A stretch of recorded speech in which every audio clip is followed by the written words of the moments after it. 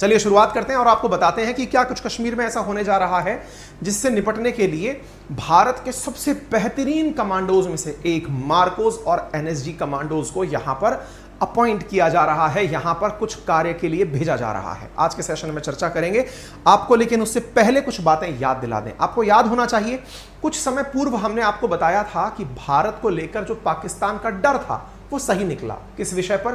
भारत ने G20 कश्मीर में आयोजित करने का कैलेंडर जारी कर दिया। आपको मालूम होना चाहिए 22 मई से लेकर 25 मई के बीच में कश्मीर के अंदर G20 देशों की बैठक होने वाली है, जहां पर G20 नेशंस की तरफ से जो उनके पर्यटन से संबंधित मंत्री हैं वो उपस्थित होंगे।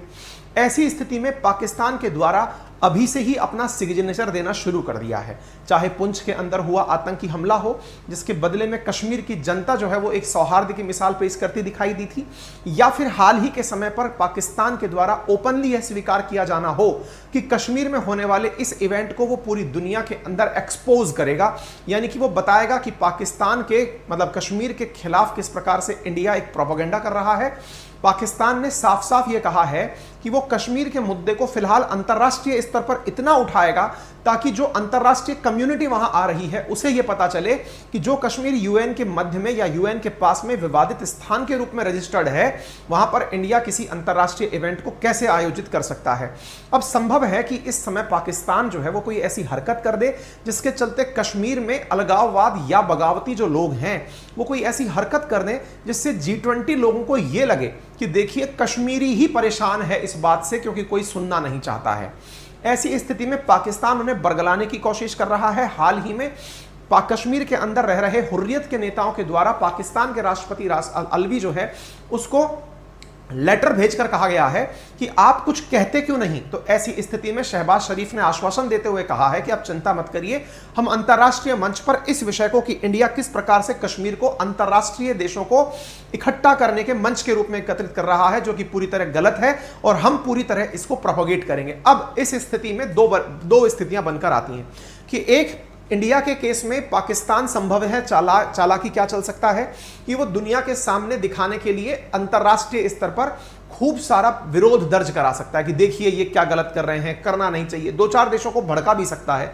संभव है चीन को भड़का दे कि देखो आपको नहीं जाना चाहिए यहां पर, सऊदी को भड़का दे कि देखो आपको नहीं जाना चाहिए यहां पर G20 के मेंबर्स की बैठक में। एनीवे, दूसरी जो बात यहां पर इंपॉर्टेंट है वो क्या है, वो कश्मीर में रह रहे जो लोग हैं, जो नासमझ लोग हैं, जो बरगलाने में तुरंत चले आते हैं, उन्हें भी भड़का सकता है कि तुम लोग कुछ ऐसी हरकत कर दो जिससे कि लोगों का ध्यान चला जाए तुम्हारी तरफ कि देखो तुम्हारे साथ क्या हो रहा है। ऐसी स्थिति में जब ये दोनों बातें निकल कर आती हैं तो इनसे निपटने के लिए भारत ने अपनी तैयारी कर ली है। जब हमने अपनी तैयारी कर ली है तो हमने अपनी तैयारी में मराइन कमांडोज और आर्मी जो है वो G20 की बैठक से पहले श्रीनगर में नियुक्त करने भेज दी है। मराइन कमांडोज जिन्हें आप मार्कोस के नाम से जानते हैं, NSG commandos to be deployed to secure G20 meet in Kashmir, आप यहां पर सुर्खी देख सकते हैं, मराइन और NSG commandos to be deployed to secure G20। अब आप पूछेंगे इनके करने से क्या हो जाएगा। साथियों, आज ना हम इनके बारे में जानेंगे, कौन है हमारे देश के ये मराइन कमांडोज जिन्हें मार्कोस कहते हैं, और एनएसजी कमांडोज जिन्हें यह माना जाता है कि दुश्मन के 1000 सिपाही एक तरफ, एक हमारा सिपाही एक तरफ, क्योंकि इनका सिलेक्शन ही 10,000 में से पहले 1,000 में आना होता है और फिर 1,000 में से 1 में आना होता है, तब जाकर के बनकर आता है मार्कोस। कहते हैं कि मार्कोस और एनएसजी, मार्कोस होने को तो नेवी के कमांडोज हैं, लेकिन ये एयरफोर्स की एक्टिविटीज, नेवी की एक्टिविटीज और थल सेना की एक्टिविटीज तीनों को बखूबी निभाना जानते हैं, यानी इन्हें कहीं पर भी उतारा जा सकता है।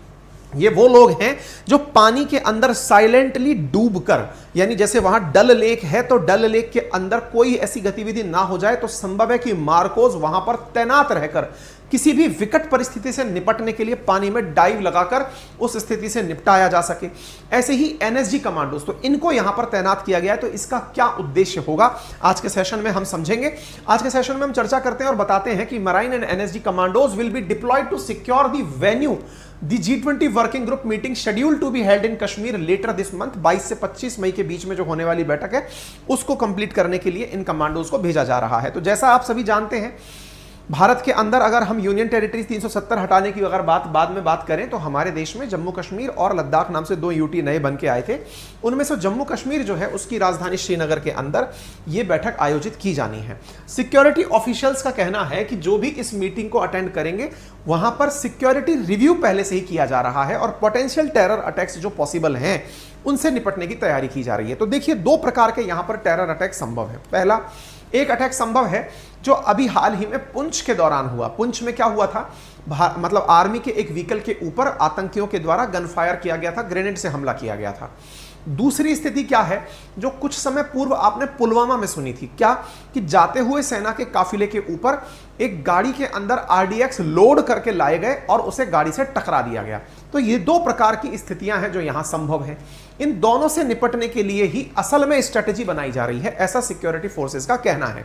ये जो व्हीकल के अंदर भर करके लाने वाली चीजें हैं ना, इन्हें वीबीड के नाम से जाना जाता है। आप इधर देख सकते हैं, vehicle born improvised explosive devices, यानी कि व्हीकल्स में एक्सप्लोजिव भर करके लाना और उन्हें किसी भी जगह टकरा देना। कुछ इस तरह की जो घटनाएं हैं उनसे निपटने के लिए यहां पर कोशिशें की जाएंगी। यानी कि ऑलरेडी पता है कि जो पुलवामा में हुआ था वैसा दोबारा ना हो जाए।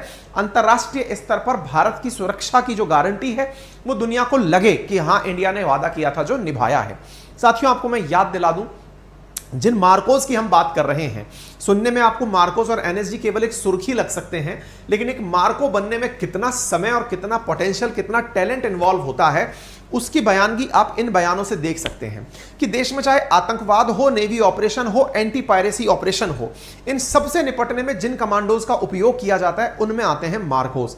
मार्कोस से पहले एनएसजी का गठन हुआ था। मार्कोस 1987 में गठन हुआ था। अगर आपको कभी कुछ पढ़ने का मौका मिले तो मार्कोस के बारे में काफी सारी जिक्र जो है वो न्यूज मीडिया में भी है, बुक्स में भी है, और उनमें यह जानकारी लिखी जाती है, मतलब कई जगह मुझे ऐसे आर्टिकल्स मिले जिन्हें मैंने यहां पर कोट नहीं किया है।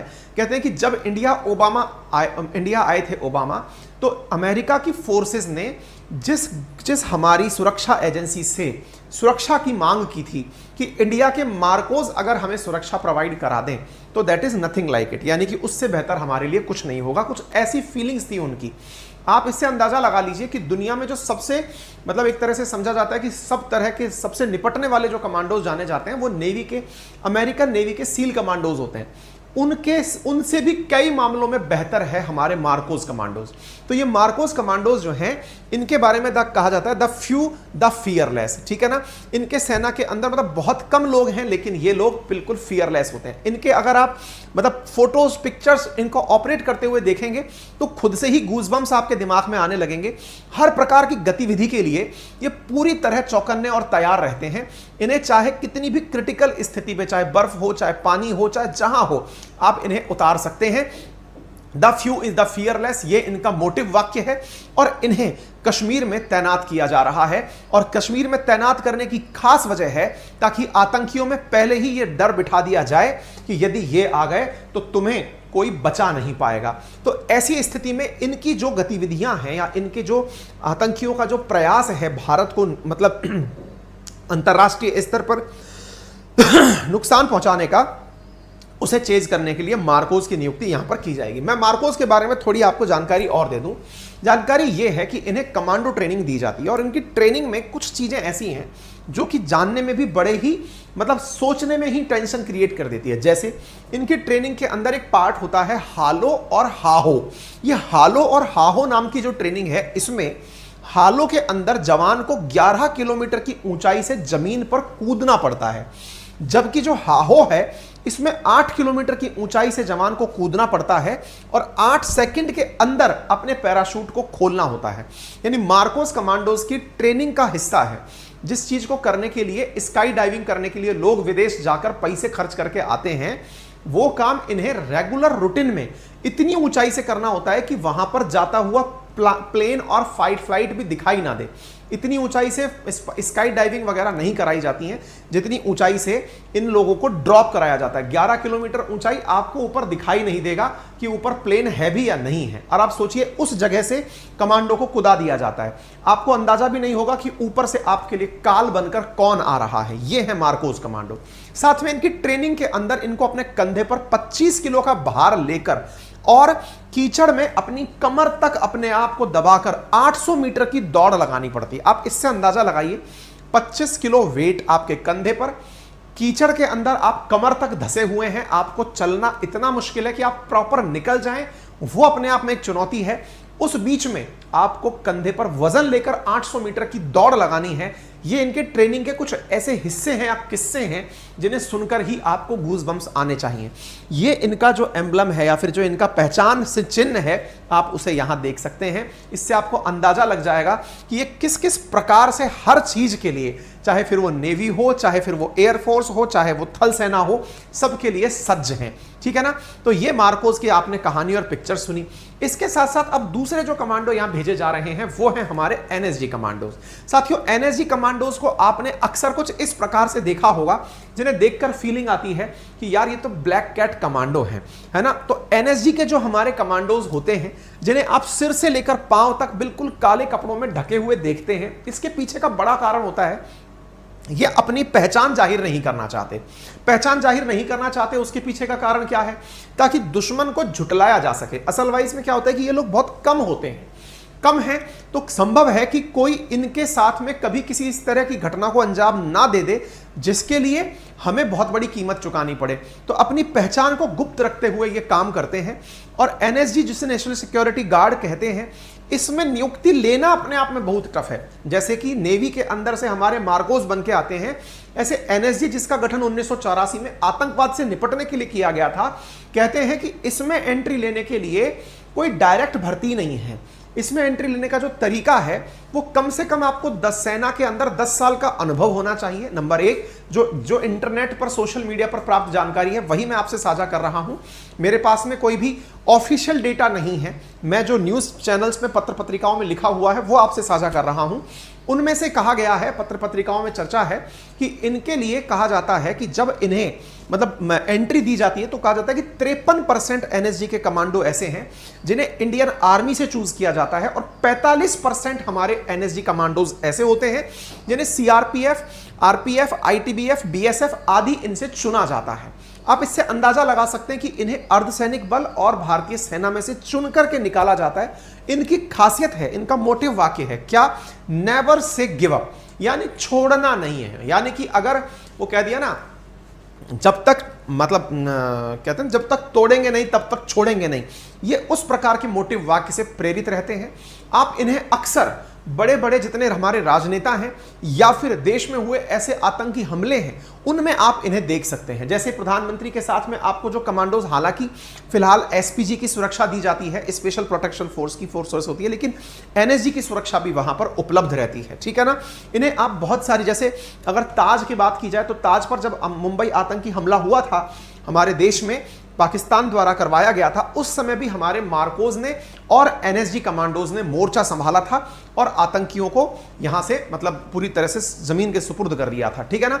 तो अब आप इस बात की आवश्यकता समझ लीजिए, क्योंकि ये वो ऑफिशियल कटिंग है जिसमें पाकिस्तान ये कह रहा है कि उसकी फॉरेन मिनिस्ट्री इस पूरी प्रक्रिया को एक्सपोज करने की, लोगों के सामने लाने की कोशिश करेगी कि भारत में G20 कश्मीर में नहीं होना चाहिए। यह पाकिस्तानी अखबार डॉन की खबर है जिसे आप देख सकते हैं। और इसके पीछे का बड़ा वजह क्या है कि यहां के जो राष्ट्रपति हैं, राष्ट्रपति अलवी, उनके पास भारत की तरफ से जो हमारे जो मतलब देश में ही रह करके देश के प्रति अलगाव रखने वाले हुर्रियत के नेता हैं, उनके द्वारा एक पत्र लिखकर कहा गया है, पाकिस्तानी राष्ट्रपति ने ऑल पार्टी हुर्रियत कॉन्फ्रेंस की तरफ से महमूद असफ अहमद सागर के पत्र का आधार मानते हुए कि कश्मीर में ही अलगाववादी नेता, हुर्रियत के नेता जो हैं, उनमें से एक नेता असगर ने, महमूद अहमद सागर ने अपने द्वारा एक पत्र लिखकर पाकिस्तान से मदद मांगी है कि आप लोग इस मसले को उठाइए, देखिए ये लोग ऐसे कर रहे हैं। तो भाई ऐसे कर रहे हैं, ऐसे ही होगा। ठीक है ना। तो G20 के अंदर अगर कश्मीर में होता है तो इससे हुर्रियत के अंदर भी ये डर है कि कहीं ऐसा ना हो जाए कि हमारे बारे में लोगों को पता चल जाए। कैसे पता चल जाए? क्योंकि अंतरराष्ट्रीय स्तर पर पाकिस्तान और कश्मीर के हुर्रियत नेता कश्मीर को इस तरह से प्रोजेक्ट करते हैं कि देखिए यहां पर कितना ज्यादा दमन हो रहा है, देखिए यहां पर कितनी ज्यादा लोगों के साथ में नाइंसाफी की जा रही है। उन चीजों को दिखाने के लिए पर्यटन से संबंधित जो मंत्री हैं उन्हीं को ले जाकर कश्मीर दिखाया जा रहा है कि आप आइए कश्मीर में G20 आयोजित करिए, दुनिया के आप 20 इकोनॉमीज। और देखिए, जब भी इस तरह की बैठकें आयोजित होती हैं, चाहे दोहा के अंदर फीफा का आयोजन हुआ, दुनिया ने आकर के दोहा देखा, ऐसे ही जब कश्मीर में G20 आएगा, दुनिया की सारी बड़ी इकोनॉमीज इंडिया में उपस्थित होंगी, तो ऐसी स्थिति में दुनिया भी जानेगी कश्मीर को रियल में स्वर्ग क्यों कहा जाता है, और यह भी जानेगी कि भारत ने वहां पर डेवलपमेंट के क्या क्या कार्य किए हैं और कश्मीर भारत का कैसे अभिन्न अंग है, यह भी दुनिया को वहां से पता चलेगा। उनके साथ आए हुए रिपोर्टर्स भी ये जान पाएंगे, वो अपने कैमरे में कैद करेंगे कि कश्मीर कितना मायने रखता है। ठीक है ना।